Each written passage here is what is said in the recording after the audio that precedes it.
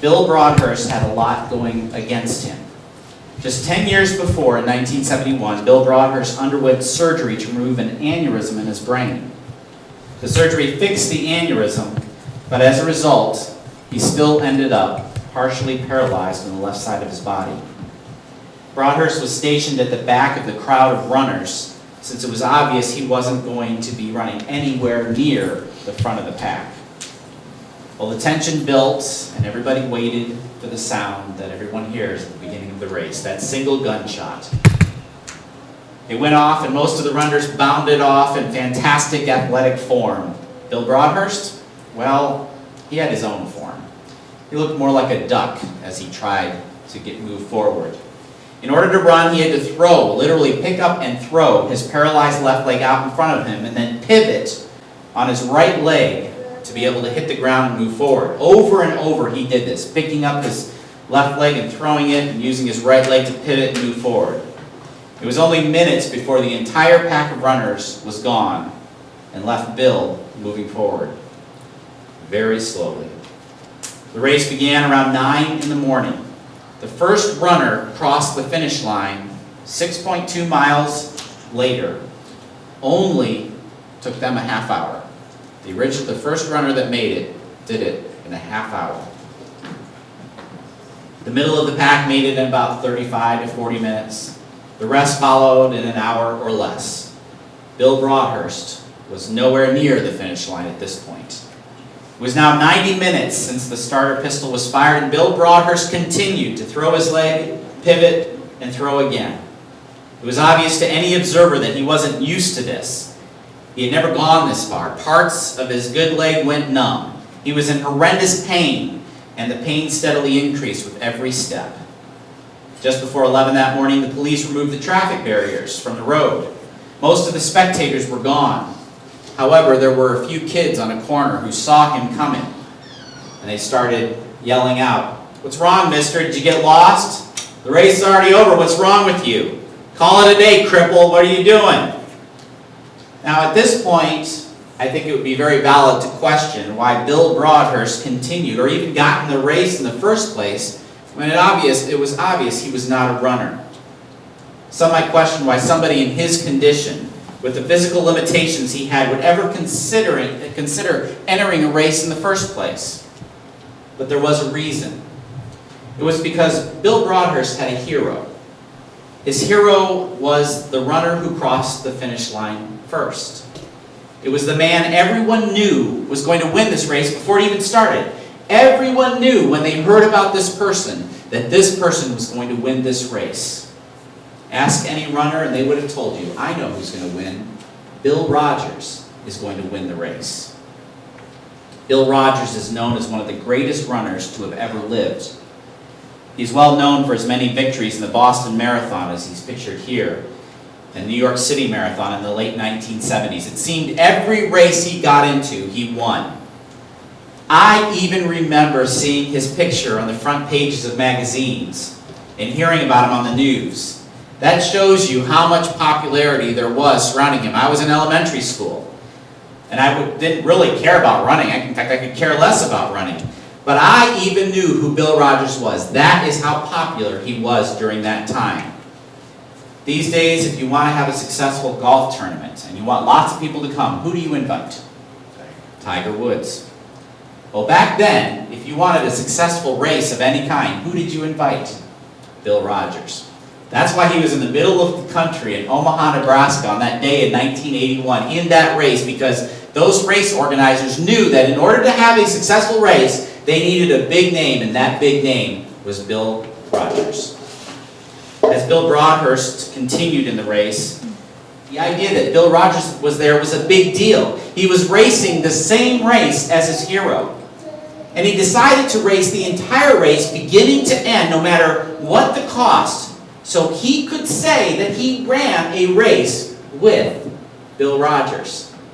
It took him a little longer, actually a lot longer, but it was still the same race. As Bill Broadhurst came around the final bend, he saw where the finish line used to be. There were still a few onlookers, and some of them noticed this man hobbling toward them with a purpose. And the reality of the situation finally dawned on them as to what was going on. Suddenly, one of them called out, "You can do it, keep going." Others joined in, "Come on, you can make it, you don't have far to go." They could see him sweating. They could see him as he slowly threw his leg, pivoted, threw again, pivoted. Jeers became cheers. People were pulling for Bill Broadhurst. They began to yell and clap and urge him forward. Then the most magical thing happened. A man emerged from a nearby alley, totally oblivious to what was going on. He was walking with a group of people. They were coming back from the awards ceremony. Well, Bill Broadhurst recognized instantly as he looked up who it was that was leading the pack. It was Bill Rogers, his hero. And hanging from his neck was the award he won. In the race, Bill Broadhurst was still running. Bill Rogers stopped, and he looked and was trying to figure out what was going on. What was all the cheering going on? What was happening here? And suddenly everyone hushed as Bill Broadhurst made a final push to the finish line and then fell over in a heap into the arms of his hero. Bill Rogers recognized what had just happened. And as he held Bill Broadhurst in his arms, he whispered into his ear, "You're the hero of the race. You deserve this award." And he took it from his neck and placed it on Bill Broadhurst. When I first heard the story of Bill Broadhurst, I couldn't help but think of the words of Paul in Acts 20:24. "However, I consider my life worth nothing to me. My only aim is to finish the race and complete the task the Lord Jesus has given me, the task of testifying to the good news of God's grace." I love this passage, but I hate it at the same time. The problem I have with this passage is the word finish.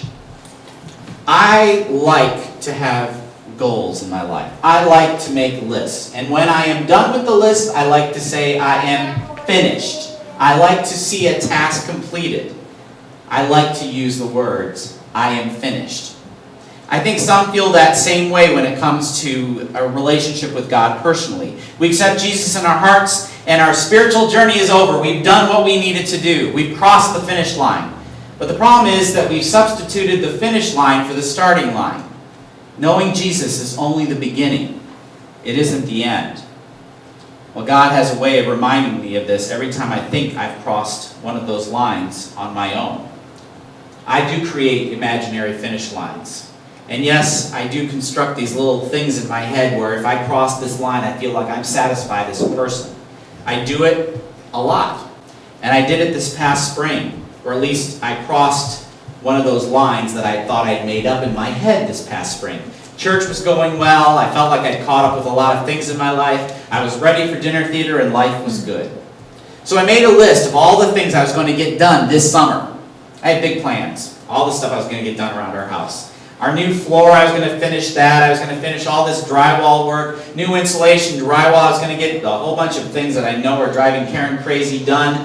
I had all these plans all put together. It was going to be perfect. I was so excited. I had my list. I was ready. I saw a finish line at the end of the summer because I'd be able to say, I got it all done.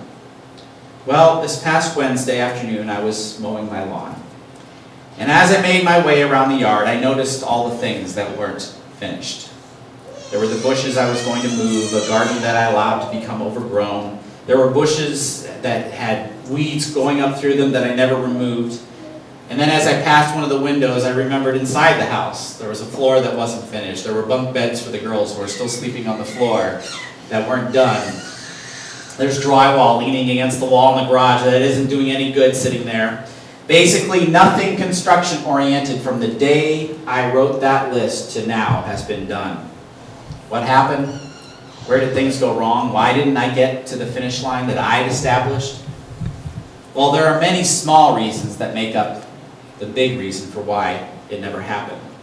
And I can tell you that one small part of that reason is a reason that turned all of our lives upside down. And it was the day Caitlin Gerber died. The ramifications of her death still affect all of us, whether we realize it or not. It has affected us in many ways. Not only did we delay dinner theater, but her death caused us to reevaluate our own lives. I certainly have done that many times since that sad day. What I saw in Caitlin Gerber was someone who had an impact on so many people in so many different walks of life. To this day, I still run into people who knew Caitlin and remember the impact she had on them, even though they met her one time. One time. I ran into a guy at Menards who didn't even meet her personally, but had heard about her from friends and came up to me and he said, "Did you know Caitlin Gerber?" And I said, "Yes." And it was a guy I hadn't seen in years. I used to work with him 15 years ago. And he asked me, "Did you know Caitlin Gerber?" And he said, "Well, I'd heard about her from friends, and wow, what an uplifting, joyous spirit." Despite all that, we know that Caitlin struggled. We all know that life wasn't easy for her. We only need to have picked up the paper during the coverage of her death to know how awful her life really was in many ways. But just like Bill Broadhurst, Caitlin kept pressing on. She wasn't perfect, but she was trying. She never gave up. I know she struggled, but her focus wasn't on the struggle. Her focus was on others. And through it all, she saw that finish line in front of her, and she kept pressing toward the mark so she could fall into the arms of her hero, Jesus. The words of Paul, again, are so appropriate. Let us not become weary in doing good, for at the proper time we will reap a harvest if we do not give up. Giving up is something I've had to fight over the last few months, more than any time that I've had to fight it in my life. I was ready to throw in the towel on dinner theater many times. If it wasn't for some great leaders, great adults in our youth, it would have happened. I was talking to Austin Davis, I think just last week or just before he left for school, and I commented on how strange it was to be the one on the receiving end of the encouragement rather than being on the giving end, because usually I was the one encouraging everyone else, and yet here I was needing encouragement from others. I imagine all of us have been in this position at one time or another. And personally, I like to tie up all the loose ends. I like to have everything cleaned up, fixed up. I like finish lines. But the more I thought about it, the more I realized, as I was facing all this, is that that's not what God wants. Those of you who enjoy working in your yard know that the job of working in your yard is never done. My yard will never be exactly the way I want it. I was at the bank the other day and the lady said, "I finally figured out where you live." And she said, "I just want to tell you how wonderful your house looks now with the addition and everything that you've done." And in my head I'm thinking, oh my goodness, it's a mess. I still have so much to do. But what she saw was completely different than what I was seeing.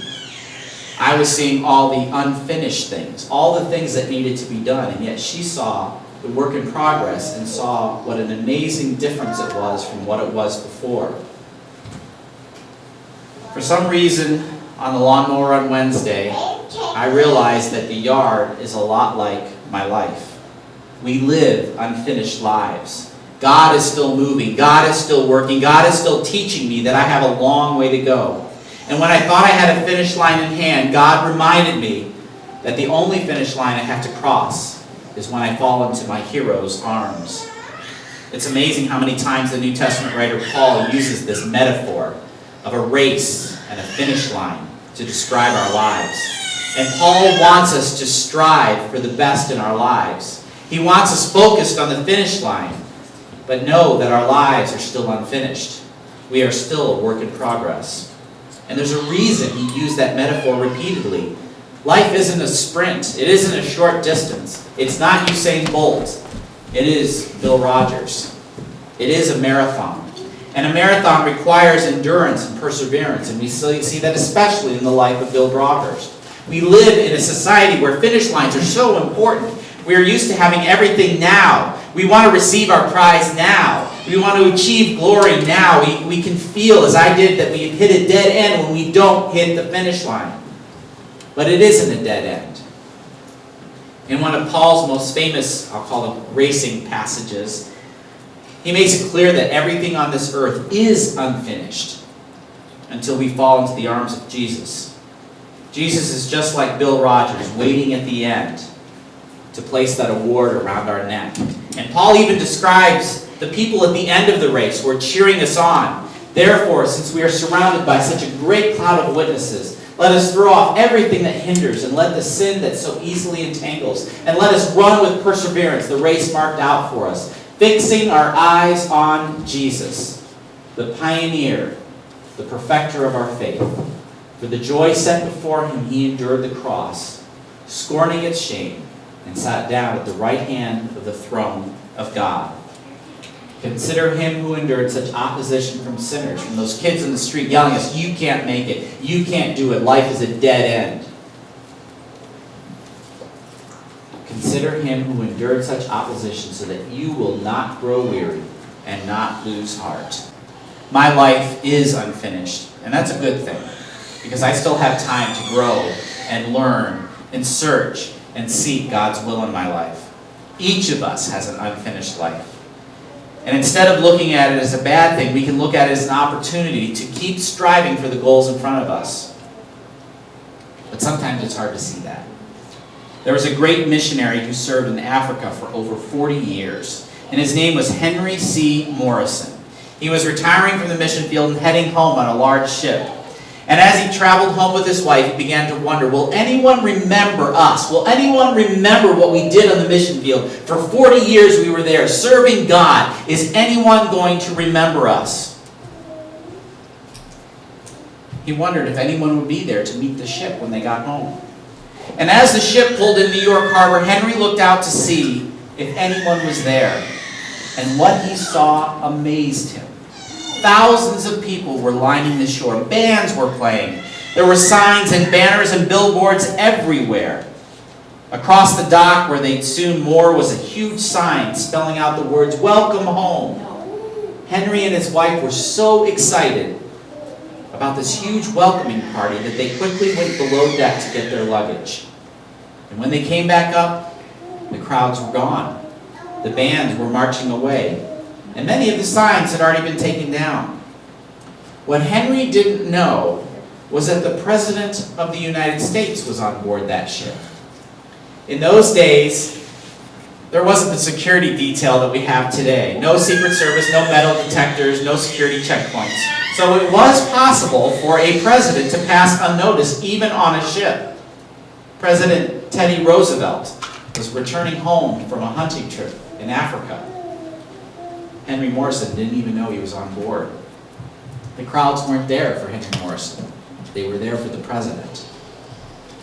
With his head lowered, Henry Morrison trudged with his wife to his hotel room. His heart was heavy, he was sad, and a little bit bitter. And as he contemplated what had just happened, he turned to his wife. "Honey, I just don't get it. For 40 years, we've poured our lives into ministry and service. And yet we come back to America and not a single person comes to welcome us home." His wife came over and sat down next to him. She put her hand on his shoulder and she comforted him with words that he would never forget. "Henry, you've forgotten something. You're not home yet." In the midst of my concern over the finish line, I forgot that I'm not home yet. Sadly, Caitlin Gerber has crossed the finish line. Her race is done, but ours continues. We live unfinished lives, but just as Bill Broadhurst strived to reach the goal, so should we. I do look forward to the day I hear my master say, "Well done, thou good and faithful servant. Well done." And when we stumble into our Savior's arms, we will know that our lives are unfinished no more. As he says, "Well done" to each and every one of us.